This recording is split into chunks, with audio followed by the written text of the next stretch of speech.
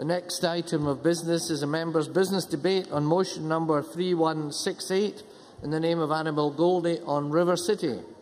This debate will be concluded without any questions being put. Would those members who wish to speak in the debate please press the request to speak buttons as soon as possible. I now call on Annabel Goldie to open the debate. 7 minutes. Presiding Officer, it's a great pleasure to open this debate, the first in our new parliamentary timetable allowing members' business on a Thursday at lunchtime, and I'm sure the residents of Shield Inch will be captivated by such change. And can I thank everyone who has supported the motion and also extend a very warm welcome to any visitors connected with River City. Although I rather think the interest of colleagues has less to do with political inquisitiveness about the cultural genre of soap and much more to do with the condition of aspirant lovies. Presiding Officer, back in 2002, I still remember my reaction to the early instalments of River City. I was so impressed that I thought it should be abolished. Indeed, I shared my thoughts with the then controller of BBC Scotland, John McCormack, and John, quite rightly identifying that he was conversing with someone whose grasp of screen culture was slender, informed me that a soap needed time to bed down and that a second series had been commissioned. After I had recovered from the shock of this unwelcome announcement, I thought, well, it's so ghastly, it will probably self-destruct and we shall all be rid of the whole unhappy affair. I could not have been more wrong, because I decided to watch the new series and I was hooked, and so were a lot of other people. And now the Tuesday programme currently has an average audience of 420,000 people. And when the Sunday repeat and BBC iPlayer catch-up is factored in, that figure rises to around 500,000 per week, which is no small achievement. And that all adds up to a significant drama success for BBC Scotland, a very positive contribution to Scottish culture, an impressive showcase for our Scottish acting talent, and an important economic boost for Dumbarton and the wider Scottish economy. So that's why I think it is appropriate that the Scottish Parliament should acknowledge and celebrate the 10th anniversary of this Scottish success. Now, I have not constructed this speech along the lines of a River City script. That might hold your attention, but you would need a lie down afterwards. But it is worth looking at some of the facts behind the entertainment. And I must thank the BBC for the provision of this helpful information. Let's take employment. Including dailies and casual labour, the drama, which of course is filmed in Dumbarton, employs up to 200 people over the course of a year, with a core of 90 crew when in production, 25 main cast, 60 guest cast, 4 child actors and 150 extras, 90% of whom are local. And it films all year round, but it only prepares the programme during 2 14-week periods. And that schedule does mean the crew is able to work on other productions. It encourages a healthy turnover of production talent, while other productions, which have included Garrow's Law, Eagle of the Ninth and The Deep, are able to utilise the facilities at Dumbarton. And that leads me on to the economic impact. In terms of the local economy, the programme uses local supporting artists, equipment is hired locally and the crew shop locally.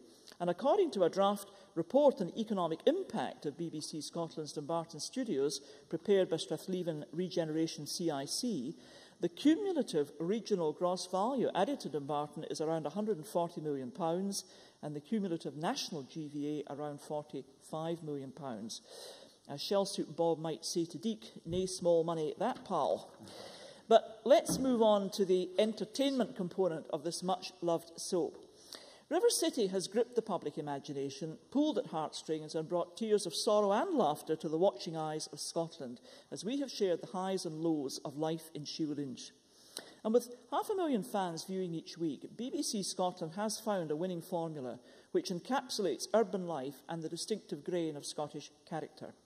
But with hard-hitting and gritty storylines, it has also created a social commentary which many people can identify with.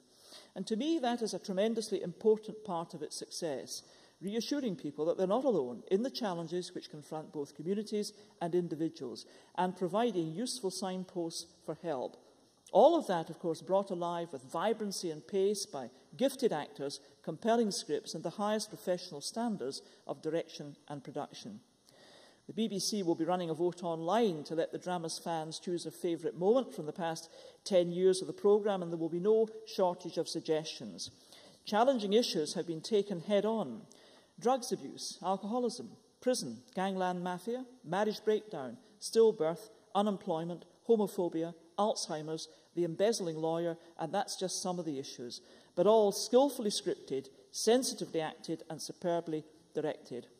But, Deputy Presiding Officer, there's another important dimension. I think River City has actually evolved into a significant social medium. As MSPs, we know the raw side of human nature, the frightened, the wronged, the lost, the abandoned and the lonely. And sometimes one of the most difficult decisions for that individual to make is to speak to someone, anyone. And I think River City, by representing these difficult issues in a realistic way, and then offering either within the script or at the end of the programme signposts towards help, is doing something invaluable. And that's not arguing for people to live their lives through a soap. It's recognising that for some people, vital companionship and communication can be provided by a soap, and there's a world of difference. And of course there are lighter moments. Who would want Molly as a mother-in-law or Scarlett as a daughter-in-law? And yet that fierce defence of family against all comers, you have to admire it because it strikes a chord with us. Kelly Marie, Madonna, Shell Suit Bob and Big Bob really do have a formidable duo of matriarchs looking out for them. Of course, I have my own views, Deputy Presiding Officer, on what Shieldinch might want to embrace. Surely it cannot remain immune from the constitutional debate. Eileen must have an opinion. She does on everything else. Will Lenny be part of the Yes campaign? And if so, do they want him? Is Liz a confirmed unionist? And what does Scarlett think of the curriculum for excellence? I fear for Mike Russell if she ever expresses a view. Deputy Presiding Officer, who knows what will unfold in the Oyster Cafe and the Tall Ship in the forthcoming months and years. Can I, in conclusion, thank and congratulate the BBC and everyone involved in River City who make the programme the gem which it is. And can I also send very best wishes to Shieldinch for the future. Thank you very much. Now call on Jackie Bailey to be followed by Sandra White. Thank you very much, Presiding Officer, and I'm delighted to contribute to this debate on the 10th anniversary of River City, which is filmed at the BBC studios in Dumbarton. And let me start by congratulating Annabel Goldie in bringing this motion forward for a members' debate and in changing her mind about the value of River City. Can I also offer apologies from my leader, Joanne Lamont? She tells me she's a great fan, but she had to leave to attend to other business. But, you know, I discovered that my connection with River City extends beyond the filming just taking place in my constituency. Because for those who are regular viewers will know that the current storyline centres on Big Bob having a heart attack.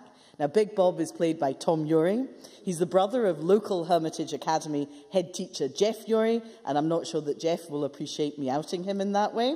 And then there's Liz, played by Eileen McCallum, known to many of us in this chamber, not simply for her acting ability, which is considerable, but actually for her passionate support for the campaign to improve services and treatment for muscular dystrophy. And then, of course, there is my very own Gina, none other than Libby MacArthur, that I once used to employ many, many moons ago to provide drama classes for local communities.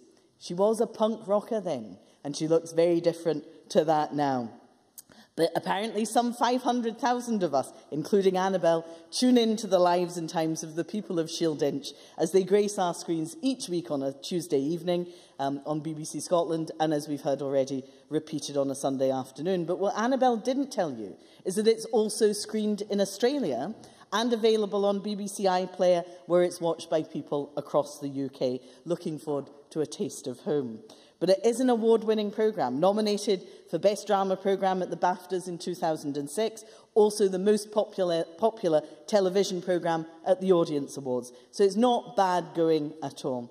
And indeed, my constituents have loved it, because the number of them that have appeared as extras and earned equity cards on the back of it is truly phenomenal. But there is a value well beyond entertainment, important though that is, and that's the economic value it's brought to my community, and Annabel has touched on that, because the economic impact is considerable. The studios are actually in a former set of warehouses owned by Diageo, where they used to employ hundreds of people to bottle J&B whiskey before the company closed it down and before they left the area. At that time, You can imagine the community was devastated. Local politicians, business leaders and the public sector came together to attempt to regenerate the area and form Strathleven Regeneration Company, of which I'm a director. And I'm glad they also supplied Annabel with a draft copy of the report, because as a company we commissioned the report knowing this debate was coming up, and a report on the investment made because we felt it was important to mark this, not just in this chamber but for my local community too. £5 million spent, plus 41 construction jobs created during the building phase. 84 million invested since 2002, an annual programming budget of 8.5 million, 221 net additional full-time jobs in the West of Scotland regional economy. And overall, the number that Annabel quoted, the cumulative effect of River City and the other productions at BBC Scotland's Dumbarton Studios over the last 10 years is £135 million gross value added to our regional economy. So it's a considerable success in economic terms, and I wonder whether I could invite the Minister to look at how we could build on that, not just on my side of the water, but indeed on Duncan McNeill's as well. But just recently, and this disturbs me, the First Minister suggested that we should break up the BBC if Scotland votes for independence. What would that mean for the likes of programmes like River City? A massive reduction in the programming budget across BBC Scotland, we know that. Licence fees potentially will go up, we know that too. The First Minister suggesting that perhaps he would accept a model similar to RTE, with commercials part of any future BBC Scotland. I don't think that's the kind of future I want to see for River City. And in closing, Presiding Officer, can I join with Annabel in congratulating the BBC and River City on their 10th anniversary and look forward, despite all the fuss about referendums, to at least another 10 very positive years in Shield Inch. Thank you very much. Now call on Sandra White to be followed by Patricia Ferguson. Thank you very much, Presiding Officer. And I do thank and congratulate Annabel Goldie for securing this debate. And I do concur with most of what you said in your contribution. I've always been a fan of River City since its inception. And when we're talking about the modern media, I did in fact tweet about River City quite often, and someone came back and said perhaps you'd like to go and have a tea in Gina's Cafe. Well, I'd absolutely love to have a tea in Gina's Cafe, and I'm not auditioning at the moment. I've met Gina on many occasions, particularly at Queen's Cross Housing Association events in Maryhill, and I know Patricia Ferguson knows it very well too. She does an awful lot of work, charitable work in that area. So I do congratulate you, Annabel, for getting this motion forward. I think it's absolutely fantastic. I think River City, basically, the dedication, the talent and the expertise over the years that it's produced, it has raised issues that is very pertinent to Scotland, and I think it encapsulates all that is good in the Scottish broadcasting.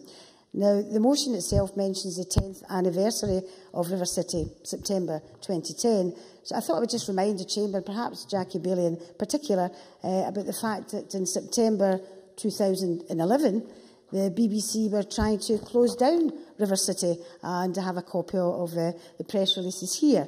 And we have notaries such as Andy Murray, Lorraine Kelly, various other people who signed a petition to keep River City opened. So in 2011, September, just last year, the BBC were talking about axing River City. And it's very apt to raise this at the moment, and Jackie Baillie had touched on certain aspects of it, perhaps not in the way I'll touch on them. But we had First Minister's questions today, and we've had various issues coming from the BBC. I've raised them myself also about cutting programmes and cutting the funding for Scottish broadcasting. And the First Minister, in his reply to John Finnis today, said it was absolutely disgraceful. And I think it is absolutely disgraceful. And unlike Jackie Baillie, I think we should actually be pushing for more broadcasting powers to come here to Scotland to ensure that programmes such as River City do not get axed and people do not lose their jobs. A 16 cut in funding from the BBC will have terrible adverse effects. And it's not just the petitioners, and obviously from last year. I also have a letter here from Equity, the Scottish Committee of Equity, which says to me, Equity is launching a campaign calling for more television drama to be made in Scotland using the talent that lives here. Now, I think that's a very, very good letter, and I'm certainly happy to pass it to the Cabinet Secretary regarding that. They also go on to say that for too long, in recent years, too many jobs have been moved down to London. The employment prospects of technicians in Scotland are being lost, and the performers who perform in Scotland and these fantastic programmes are being ignored. So I would just like you to take that on board and see what you make of that. Now, Annabel Goldie touched on issues about it's relevant to Scotland's social issues. And you're absolutely right. The latest one with the obesity situation with Fat Bob, I think that touches the hearts of many, many people, not just men, but women as well, who don't realise the adverse effects, diabetes, etc. Trafficking was the latest one as well. Thought it was absolutely fantastic, the way it was handled. Drugs, alcohol, as you said yourself, death, marital breakups, problems within the family. All issues that are very, very pertinent, not just to Scottish society, but society as a whole also. As I said, I've been a fan for many years, and I've watched it develop over the years. I think even the last 9 months, it's certainly changed tune slightly, if you pardon the pun, because there's certainly more music in, but it's got so much, I think, focused in certain issues that it's touching on, but really touches in the heart of what the Scottish people are going through.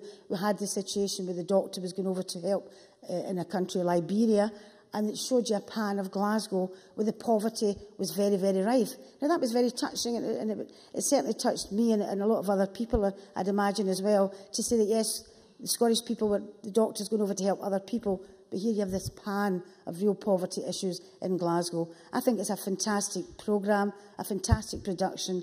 You know, I just praise everyone who takes part in the production, as I've said before, but I also wanted to raise the issue of the cuts in the funding. And let's not forget, exactly a year ago today, September 2011, the BBC were going to axe River City. And if it wasn't for a campaign, and the Sun newspaper had actually campaigned with a petition, people like Andy Murray, Elaine Carey, and very, many others who signed that petition, perhaps we would not have this debate today. So I just ask you to remember that, and the forthcoming cuts from the BBC could once again axe this programme, and I think we need to remember that also. Thank you. Thank you. Now call on Patricia Ferguson to be followed by Duncan McNeill. Thank you, Presiding Officer. And can I too offer my congratulations to Annabel Goldie for securing this afternoon's debate, and can I also add my congratulations to the BBC, to the cast and crew of River City on their 10th anniversary, which we celebrate in this debate. Now, unlike Ms Goldie and Ms Bailey, I cannot claim a local connection with Shieldinch, but I do consider myself a relatively near neighbour. And as colleagues will know, for many years, Maryhill, where I hail from, was the home of the delightful Jack Jarvis and Victor McDade, residents of Osprey Heights in the fictitious district of Craiglang, as featured in the BBC production Still Game. So I can understand the particular pleasure that the citizens of Dumbarton take in River City. For residents of Maryhill, part of the joy of watching Still Game was in spotting local landmarks, the pub, the cafe and the old graving docks on Maryhill Road, for example. And on one occasion, I even spotted my surgery poster on the wall of a community centre being used as a location. I was chuffed. But apart from the fun of locating local places, there is also the value that comes with such productions, with River City, for example, being broadcast, as Jackie Bailey said, in Australia every week, and the much-missed Still Game being broadcast ultimately throughout the UK.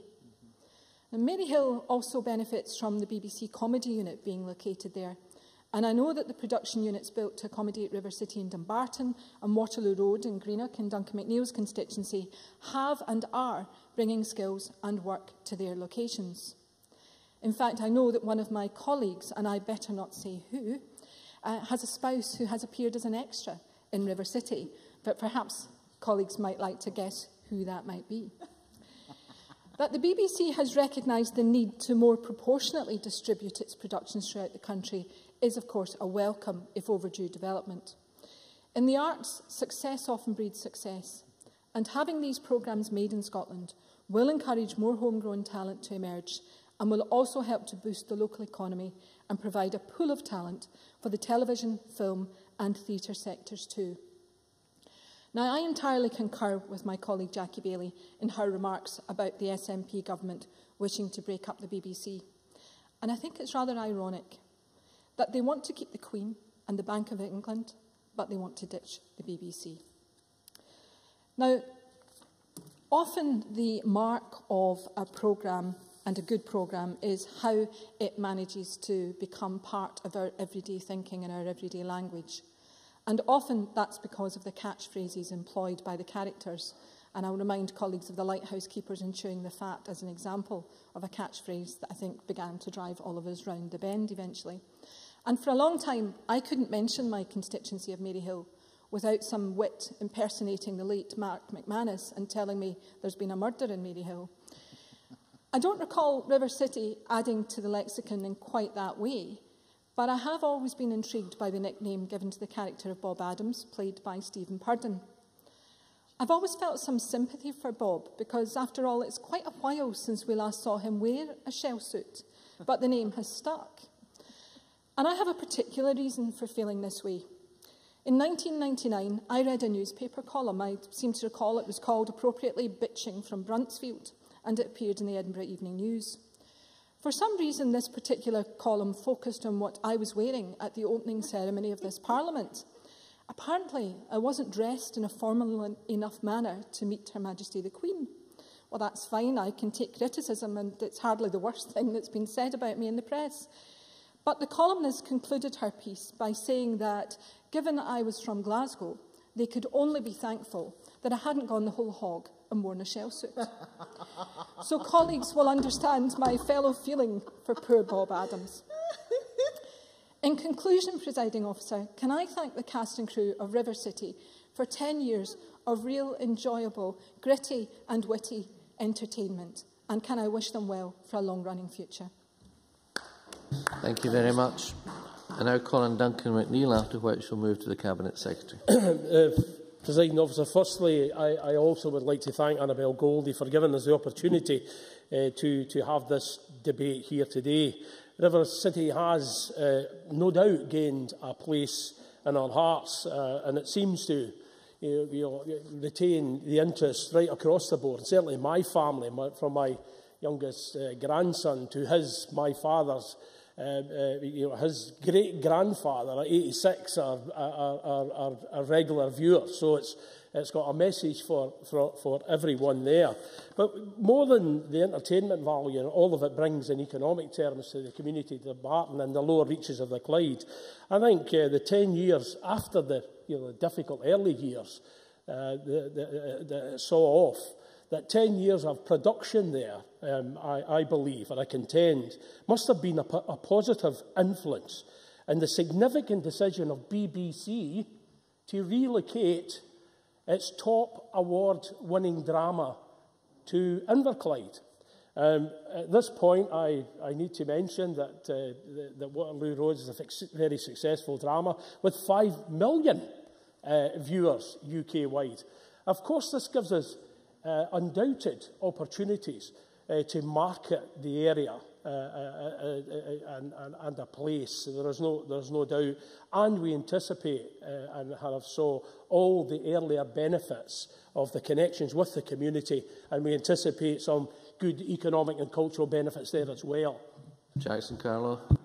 What with River City in Dumbarton and the Comedy Unit in Maryhill and Waterloo Road in Inverclyde, I'm beginning to feel the residents of Newton Mearns are very disadvantaged in all of this. I don't know whether we get River City in Newton Mearns and White Craigs, but I just wonder whether colleagues would support encouraging the BBC to bring an appropriate level of programming to Newton Mearns as well. They have made a good start in Greenock and Inverclyde and at the Old Academy School that Annabel knows very well. This I would contend, does present us with tremendous opportunities, as I said, to market the area, but also, I believe, in terms of the location. Our shared river location is a great spot for filming. The Argyll Hills, and indeed one of the earlier storylines of Waterloo Road was not about Inverclyde itself, but it was the attraction of the river, and it linked into the Fastlane Naval Base. So it is a great marketing opportunity for us. We, of course, for filmmakers, have got the other attractions of a varied urban background, the Victorian architecture in the area, and of course the post-industrial sad areas that that excite and attract filmmakers, as it has in the past with the beautiful film Frankie and the more challenging one of Sweet 16. So there is an activity here that needs to be recognised for the opportunity that it presents. Because during that period of time, what we have had is we have gained the advantage and the experience in our public services to deal with film production and all the advantages that can bring. That's Strathclyde Police, who know, who work with film production and work and understand and have a knowledge of their needs. The local authorities there have now got a greater experience about film crews out in location. So we have that advantage. We also have, whether we like it or not, a shared campus developing that we will share in Clydebank, in Paisley and in the James Wharton Greenock. And we have in those institutions an opportunity, as we develop that shared campus, to take advantage and recognise the very excellent state-of-the-art facilities for sound and video production that are there in the James Watt College. And if we add to that the exciting prospect of local television, then the opportunities again are extensive. And finally, I mentioned for Patricia Ferguson and our new Beacon Arts Centre in Inverclyde, which of course will provide for travelling for film crews and for the community modern facilities, make-up and facilities right in the heart of the community that people can use as well. An announcement that Patricia Ferguson made some years ago when she kicked off the project with a £12 million funding support for that. I mention all of these assets, Presiding Officer, because I believe that the assets that we have in the lower Clydes in that area give us a great and significant opportunity. And today, when we celebrate 10 years of River City, can we use this celebration, the 10th birthday of River City and the birth of Waterloo Road on the other side of the river, to recognise that we have a tremendous opportunity to create a hub, a new hub of creative activity and innovation in the lower reaches of the Clyde, with all the economic and cultural benefits that can bring. I have contacted Creative Scotland, and I hope to get them in the area and seek some of their expertise about how we would help to do that. I hope the Minister would support that endeavour. Thank you. Thank you.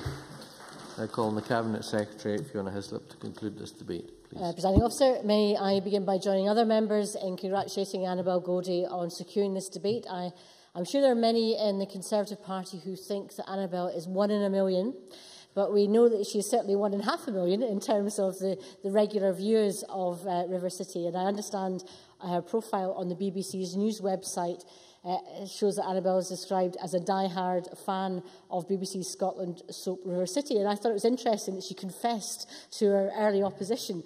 But obviously she's now a sinner reformed in that regard. But can I also join with many others in expressing my own admiration for the fine dramatic series on its 10th anniversary. It's obviously filmed in Jackie Bailey's constituency, as we heard. She talked about the economic impact, and I think we also had a very impassioned advocacy of the whole area, in fact, across the Clyde, also from Duncan McNeill in relation to Waterloo Road's contribution as well. And I hope to visit very soon, and I'm very interested in seeing how we can explore the opportunities that provides us with. I also thought it was interesting to hear from Jackie Bailey about the prospect or idea of Gina as a punk rocker. Could we have River City, the early years? Perhaps I might add, however, I think that's as much fantasy as Jackie Bailey's scaremongering on the BBC in her later comments. But Sandra White also pointed out that some of the issues that we have facing the BBC just now are 16% cuts. And I think she was right to temper our celebration, saying, look, we have to look at what's happening currently under the BBC and the concerns that were raised, as we heard earlier on in questions. But I think what really matters in this debate is not just that River City is loved in the Scottish Parliament by all the members that signed the motion, it's also loved by the Scottish people. 500,000 views. We're only two-thirds of the way through the year, but tours of the River City studio and set in Dumbartonshire are booked solid until the end of December and beyond. Indeed, the show has viewers beyond Scotland through the BBC iPlayer, through its availability on Sky, and through its being shown on the Australian free-to-air digital channel. A fair exchange, I would expect, for neighbours, but audience figures have continued to rise. Not only that, but detailed audience research shows that River City has the high level of audience appreciation for any soap opera.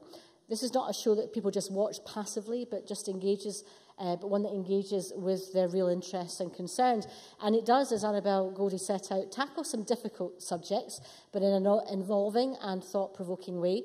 The recent additions, obviously, with the health problems outlined through the storyline with the character Big Bob O'Hara and his obesity-linked heart attack. It's also a show that deals with very contemporary issues. A recent episode involved a proposal for a civil partnership, a legal status not even enacted when River City began in 2002. It's also a show, too, that reminds us of where we've come from, as the title River City suggests. The fictional district of Shoreditch is very much rooted in the history of Glasgow and the Clyde. And if I might quote from the late Donald Dewar's speech at the opening of this Parliament, it is a place where we might hear some echoes from the past, the shout of the welder and the din of the great Clyde shipyards. And I'm glad that today we can still sometimes hear that shout, whether it's the ships that are being welded or offshore wind and wave energy installations. But equally, though, I'm glad that today the welders' shouts are joined in the Clyde by the clap of the clapperboard and the whisper of the production assistant.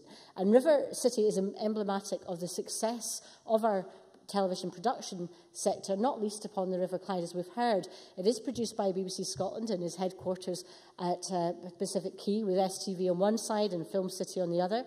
And the Creative Clyde Enterprise area, which started in April, builds on that existing base by offering a streamlined planning regime, reduced local business taxation and support for marketing and development. And with that in mind, I look forward to still further growth of the creative industries in this enterprise area.